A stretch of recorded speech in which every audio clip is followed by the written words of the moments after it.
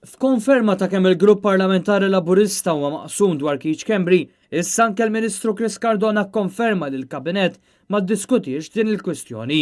Dan fid-dawl tal-aktar każ riċenti minn sensiela ta' kwistjonijiet u skandli li kien involut fihom il-ħabib tal-Prim Ministru meta waqqa libel li beda huwa stess biex jaħrab milli jwieġeb domandi dwar il-kumpanija sigrita 17 Black.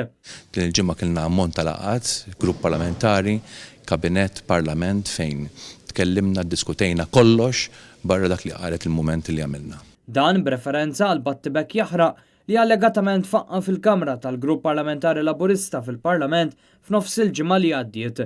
Il-fatt jibqa' li d-diverġenzi bejn membri tal-istess grupp parlamentari huma ċari u għalhekk li l-Prim Ministru qed jevita li jqajjem din il-kwistjoni mad-deputati tiegħu. Dan hekk kif uħud fosthom Chris Cardona stess jemnu li m'għandha tittieħed l-ebda azzjoni fil-konfront ta' Keith Schembri. My opinion is that it is something which can proceed in front of the Court of Magistrates. Oħrajn li bħas segretarju parlamentari Aaron Farrugia qed jistaħbew wara l-Prim Ministru biex ma jesprimux il-pożizzjoni tagħhom. Jiena fim tajjeb ħafna illi l-libell waqqgħu biex ma jippreġudikax l-inkjesta maġisterjali għaliex u bħalu bħalek jixtieq illi din il-kwistjoni tiġi riżolta darba. Ġifiet tiddefendi dak li għamel biżgħament taqbel ma dak li għamel. Jiena nemmen illi kif qal il-Prim Ministru kien deċiżjoni għaqlija u jiena ndefendi allura Ma l-opinjoni tiegħek mhux tal-Prim Ministru, ġifiet tiddefendi dak li kif kont ngħidlek jiena naqbel mal-Prim Ministru illi l-importanti huwa li tiġi konkluża l-inkjesta maġisterjali biex huma tinħarsu l-qudiem. U dawk li mhux lesti jiddefendu lil Keith Schembri kaġun tal-ħsara li qed jagħmel l-aġir tiegħu kemm fuq il-Gvern Laburista stess imma wkoll lill-isem pajjiżna. X'qed indefendi qed ngħid fatt.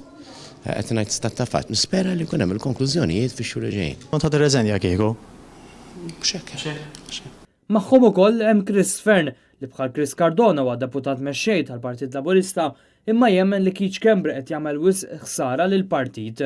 Fil-fatt meta mistoqsi dwar jekk hu Fern jaqblux dwar jekk il-Prim Ministru għandu xi azzjoni fil-konfront ta' Keith Schembri, Chris Cardona ma weġibx. Ma diskutejniex, ġifri ma nistax ngħidlek iva x'jaħseb u x'naħseb jien. Il-kwistjoni ta' Keith Schembri ilha għaddejja sa mill-2016 meta ħareġ fil-beraħ l-iskandlu tal-Panama Papers.